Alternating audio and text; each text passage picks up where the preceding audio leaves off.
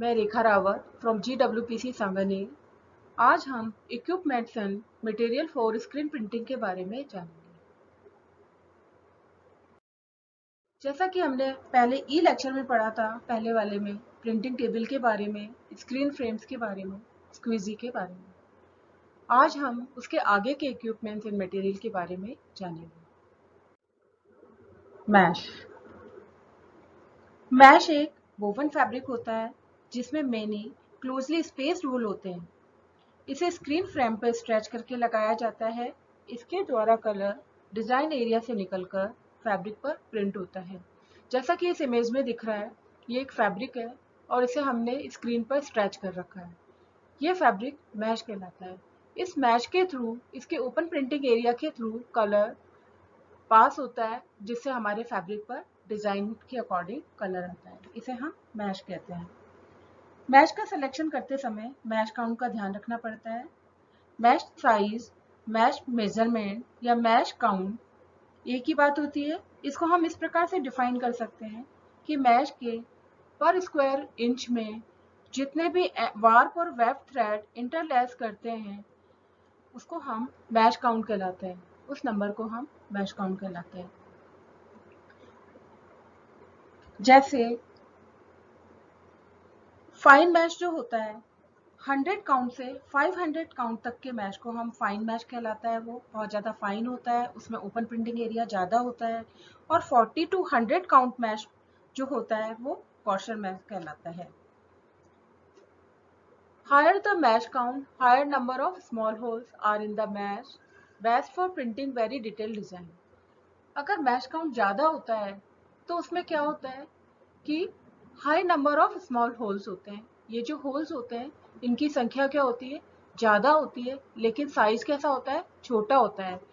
Opening कैसी होती है, इसकी छोटी होती है साइज में। जिससे क्या होता है, इस प्रकार का मैश वो डिटेल डिज़ाइन वाले डिज़ाइन के लिए काम में आता है। जिसमें हमें फाइन डिज़ाइन बनानी है, ऐसे फाइन डिज़ाइन के लिए हमें हायर मैश काउंट वाला मैश काम में लेना पड़ता है। अगर किसी फैब्रिक का मैश काउंट कम है, लोअर है, तो ऐसे में क्या होता है, small number of large holes are in the mesh. जो होल्स होते हैं उनकी संख्या तो कम होती है लेकिन साइज ज्यादा होता है।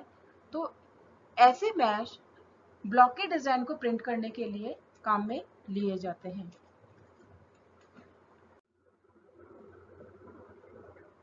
मैश का सिलेक्शन करते समय मैश काउंट का ध्यान रखना पड़ता है। तब दो टर्म्स काम में ली जाती हैं, जैसे कि मैश ओपनिंग और ओपन प्रिंटिंग एरिया। यानी कि मैश मेजरमेंट जब करते हैं तो हमें ये ध्यान रखना पड़ता है कि उसकी मैश ओपनिंग कितनी है और ओपन प्रिंटिंग एरिया कितना है। उसके अकॉर्डिंग ही ये पता चलता है कि ये फाइन मैश है या फिर ये कोर्सर मैश है। बहुत ज़्यादा फाइन डिजाइन के लिए हमें फाइन मैश लेना पड़ता है, उसका काउंट ज़्यादा होता है। मैश ओपनिंग क्या होती है, इसे माइक्रोन में मापा जाता है। मैश ओपनिंग वह टर्म है जो दो थ्रेड के बीच के डिस्टेंस को बताती है। जैसा कि इस इमेज में नजर आ रहा है, ये थ्रेड्स हैं, ये वार्प है और ये वेफ्ट है, ये इंटरलेस कर रहे हैं। तो दो थ्रेड के बीच की जो दूरी होती है, जैसा कि यहाँ नजर आ रहा है, इसको हम मैश ओपनिंग कहते हैं। ये जो थ्रेड है, ये थ्रेड का डायमीटर नजर आ रहा है कि ये कितना थिक है या थिन है, ये हमारा मैश ओपनिंग कहलाती है। और जो जितनी भी सारी फैब्रिक में जितनी भी मैश ओपनिंग होती है वो मिलकर हमारा मैश ओपनिंग एरिया कहलाता है। तो जो ये मैश ओपनिंग होती है, इसकी साइज पिगमेंट की साइज से 2.5 से 3 गुना होनी चाहिए। मान लो ये साइज पिगमेंट की साइज से छोटी है तो हमारा पिगमेंट है, कलर है, वो पास ही नहीं हो पाएगा। जब वो मैश से कलर ही पास नहीं होगा तो प्रिंटिंग नहीं हो पाएगी। इसलिए मैश ओपनिंग जो होती है वो हमारे पिगमेंट और डाई के साइज से 2.5 से 3 गुना बड़ी होनी चाहिए, ताकि हमारी जो ये प्रिंट है, हमारी जो डाई है, उससे इजीली पास हो जाए और हमारी प्रिंटिंग हो जाए। और ऐसा होने से क्या होता है, हमारी स्क्रीन के ब्लॉक होने के चांसेस भी कम रहते हैं, क्योंकि वो हमारी डाई आसानी से पास हो जाती है उसमें से। मैश की थिकनेस ग्रेड के अकॉर्डिंग मैश ओपनिंग भी वेरी कर सकती है। जो हमारा थ्रेड है, मोटा है, पतला है, उसके अकॉर्डिंग भी हमारी मैश ओपनिंग वेरी कर सकती है। सेकंड कहलाता है हमारा open printing area. Open printing area क्या होता है, मैश के टोटल फैब्रिक में उपस्थित टोटल मैश ओपनिंग को ओपन प्रिंटिंग एरिया कहते हैं।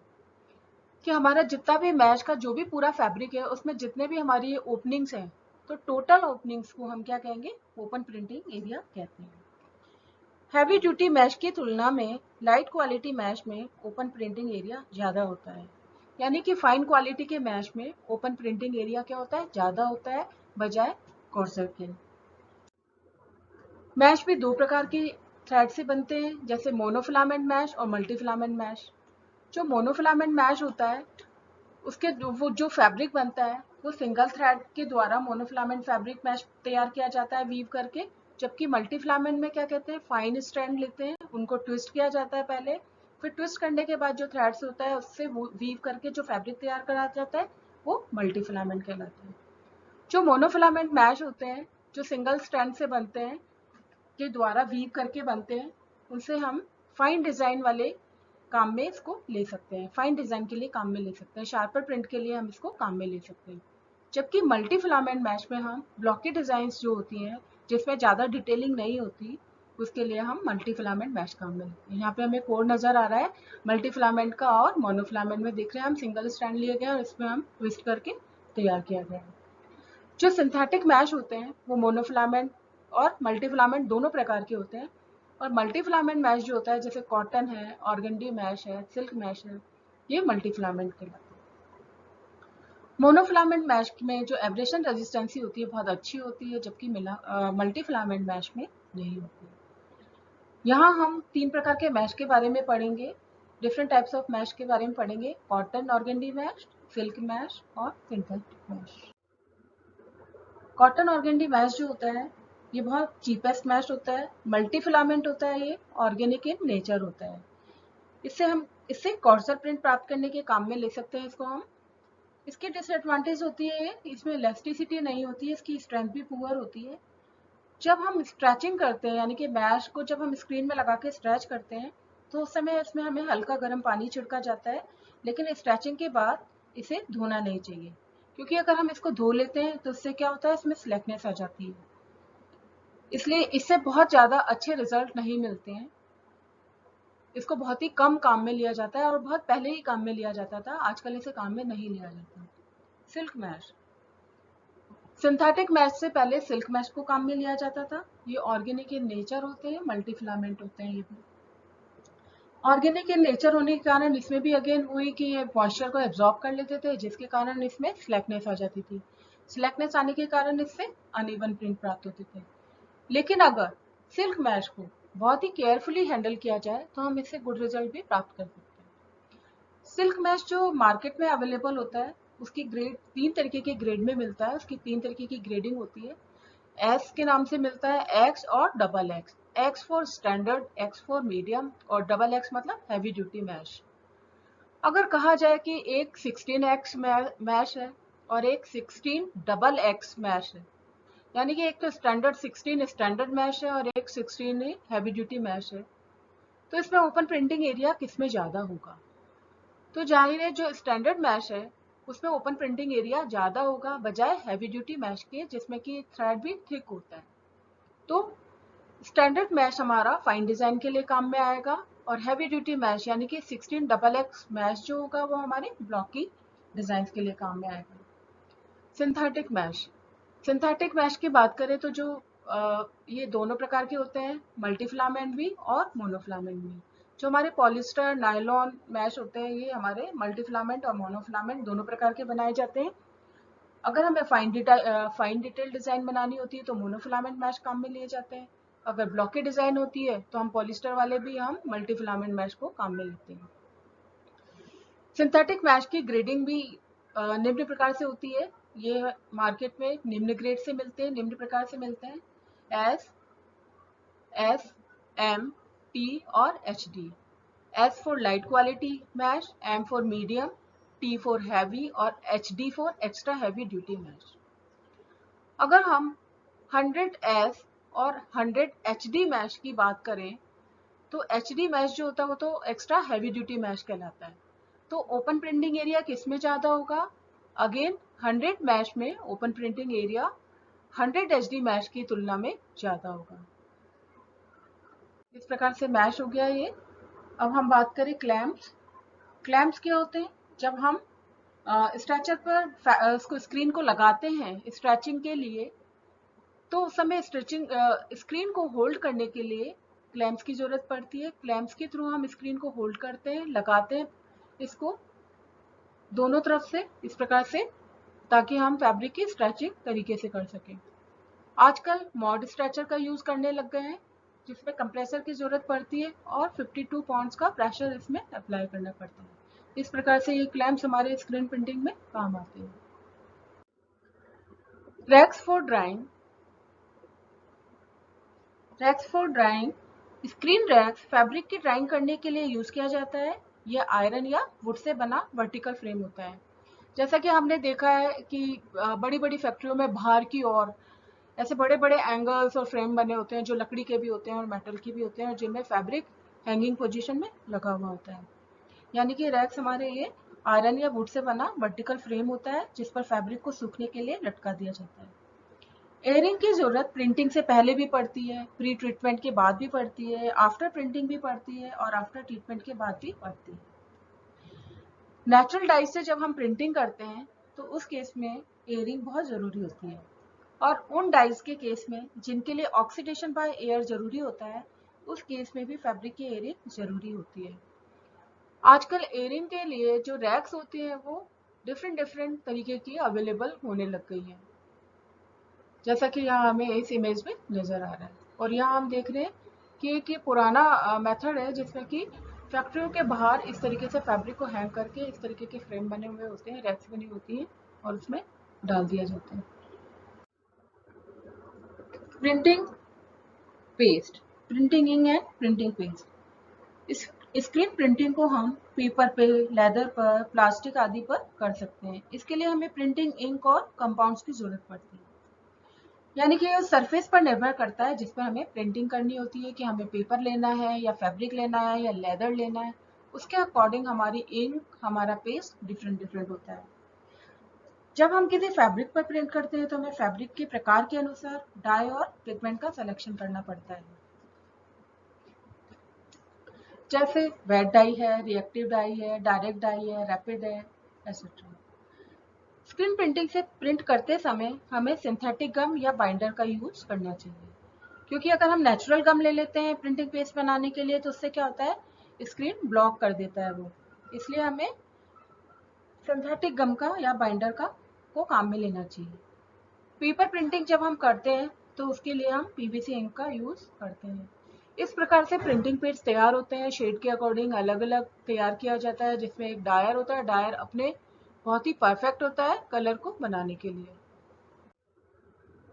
सेंसिटाइजिंग सॉल्यूशन, ड्राफ्टिंग के बाद स्क्रीन पर जब हम स्क्रीन की स्ट्रैचिंग कर देते हैं, स्क्रीन तैयार कर लेते हैं मैश लगाकर, तो हमें सेंसिटाइजिंग सॉल्यूशन लगाकर कोटिंग करनी पड़ती है। तो ड्राफ्टिंग के बाद स्क्रीन पर कोलाइडल या ट्रांसपेरेंट सॉल्यूशन अप्लाई करते हैं, यानी कि कोटिंग करी जाती है। इसे हम लाइट या फोटो सेंसिटिव इमल्शन को स्क्रीन पर फ्लैट सेमी सॉफ्ट ब्रश के थ्रू या स्क्वीजी के द्वारा या एंगल के द्वारा या स्कूप कोटर के द्वारा अप्लाई करते हैं। यानी कि ये लाइट या फोटो सेंसिटिव सॉल्यूशन भी कहलाता है, ये सेंसिटाइजिंग सॉल्यूशन। और इसकी जब हम कोटिंग करते हैं, ये जैसा कि इस इमेज में दिखाया जा रहा है कि ये व्यक्ति एक स्कूप कोटर के थ्रू इस पे कोटिंग कर रहा है, तो ये सेंसिटाइजिंग सॉल्यूशन की कोटिंग कर रहा है। तो ये हम स्कूप कोटर के थ्रू भी कर सकते हैं या हम सॉफ्ट ब्रश के थ्रू भी कर सकते हैं, इस प्रकार से कर सकते हैं। ये कोटिंग जब हम करते हैं या सेंसिटाइजिंग सॉल्यूशन जब हम स्क्रीन में लगाते हैं, तो ये प्रोसेस सनलाइट या स्ट्रॉन्ग आर्टिफिशियल लाइट में नहीं करते। ये जो प्रोसेस हम करते हैं ये आर्टिफिशियल लाइट में, स्ट्रॉन्ग आर्टिफिशियल लाइट में या सनलाइट में नहीं करते, बल्कि डार्क रूम में करते हैं या येलो लाइट में करते हैं। सामान्यतः पीवीए यानी कि पॉलीविनाइल अल्कोहल पाउडर को स्क्रीन कोटिंग के लिए यूज किया जाता है। पीवीए के द्वारा सेंसिटाइजिंग सॉल्यूशन बनाया जाता है। इसके लिए क्या किया जाता है कि पीवीए के साथ zinc oxide, white poster colour व अमोनियम बाइक्रोमेट या डाइक्रोमेट का प्रयोग किया जाता है। इसे photochemical method of screen making कहते हैं। प्रिपरेशन ऑफ सेंसिटाइजिंग सॉल्यूशन, यानी कि सेंसिटाइजिंग सॉल्यूशन जो बनाया जाता है उसमें क्या किया जाता है, 100 ग्राम पीवीए पाउडर में 1.25 लीटर पानी को इनडायरेक्ट हीट करते हैं वह लगातार हिलाते रहते हैं 1 से 1.5 घंटे तक। इनडायरेक्ट हीट हम कैसे करते हैं? जैसे हमने एक बड़े से भगोने में पानी ले लिया, उसके अंदर हमने दूसरा भगोना लिया जिसमें हमने पीवीए पाउडर ले रखा है और 1.25 लीटर पानी डाल रखा है और उसको हम लगातार हिला रहे हैं। इस तरीके से हम इसको इनडायरेक्ट हीट कर रहे हैं। फिर हम इसे ठंडा करेंगे।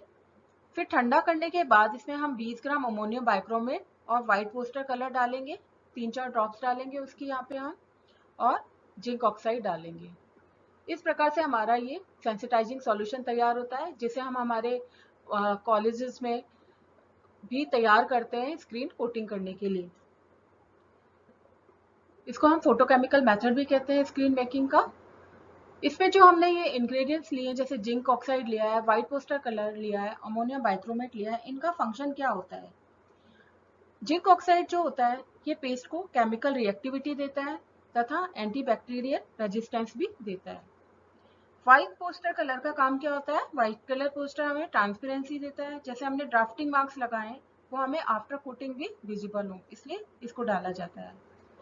अमोनियम बाइक्रोमेट सेंसिटिव मटेरियल होता है जो कि एक्सपोजिंग के लिए रिस्पॉन्सिबल होता है। कोटिंग जो की जाती है वो डस्ट फ्री वातावरण में करनी चाहिए, डार्क में या येलो या गोल्डन लाइट में करनी चाहिए। हम हल्का सा उसको शेक करते हैं, हिलाते हैं, उसके बाद उसकी डस्ट को गिराने के बाद, डस्ट फ्री करने के बाद ही हम इसकी स्क्रीन में कोटिंग करते हैं। स्क्रीन की ड्राइंग के लिए स्पेसिफिक मेजरमेंट होता है, यानी कि ड्राइंग 30 डिग्री सेंटीग्रेड टेम्परेचर से ज़्यादा में नहीं करनी चाहिए। यदि ड्राइंग टेम्परेचर ज़्यादा हो जाता है तो एक्सपोजिंग से पहले ही स्क्रीन के हार्ड होने के चांस रहते हैं। इस प्रकार हमें ध्यान देना पड़ता है कि हम सेंसिटाइजिंग सॉल्यूशन किस प्रकार से बनाएं और इसकी कोटिंग किस प्रकार से करें। Thank you.